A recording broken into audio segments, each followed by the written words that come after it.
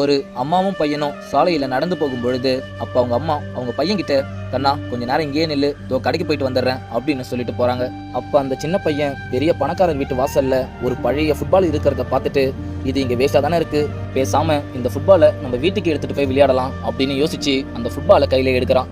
இதை பார்த்த அந்த பணக்கார வீட்டுக்காரர், டேய் தம்பி, உனக்கு எவ்வளவு தைரியம் இருந்தா எங்க வீட்டு வாசலையே நுழைஞ்சு இந்த ஃபுட்பாலை திருடுவேன், ஒழுங்கு மரியாதையா இந்த ஃபுட்பாலை இருந்த இடத்துலயே வச்சுட்டு இங்க இருந்து ஓடிடு அப்படின்னு அவனை மிரட்டுறாரு.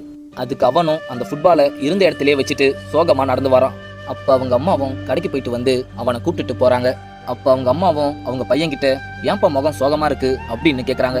அதுக்கு அவனும், அம்மா, ஒருத்தவங்க கிட்ட இருக்கிற ஒரு பொருள் அவங்க வேஸ்டா யூஸ் பண்ணாம வச்சிருந்தாங்கன்னா அந்த பொருளை வேற யாராவது யூஸ் பண்றவங்க கிட்ட கொடுக்கலாம் தானம்மா அப்படின்னு கேட்குறான். அதுக்கு அவங்க அம்மாவும், அவங்க நல்லவங்களா இருந்தா அந்த பொருளை கொடுப்பாங்கப்பா, ஒரு சில பேர் அவங்களும் அந்த பொருளை யூஸ் பண்ண மாட்டாங்க, யூஸ் பண்ணிக்கலான்னு வந்து கேட்கறவங்களுக்கும் அந்த பொருளை கொடுக்க மாட்டாங்க, யாராவது உதவிக்காக அந்த பொருளை நான் யூஸ் பண்ணிக்கலான்னு கேட்கறப்பதான் அந்த பொருள் எனக்கு முக்கியன்ற மாதிரி நம்மளை அசிங்கப்படுத்தி பேசுவாங்க.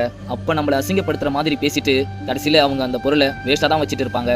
இந்த மாதிரி மனுஷங்க இருக்கிறதுனால தான் அம்மா அடிக்கடி உங்ககிட்ட ஒரு விஷயத்த சொல்றேன், மற்றவங்க கிட்ட உதவின்னு கேட்டு அசிங்கப்பட்டு நிக்கிறத விட நம்ம கிட்ட இருக்கிறத வச்சு சந்தோஷப்பட கத்துக்கோ அப்படின்னு சொல்றாங்க. இந்த குட்டி ஸ்டோரி பிடிச்சிருந்தா மறக்காம லைக் பண்ணுங்க.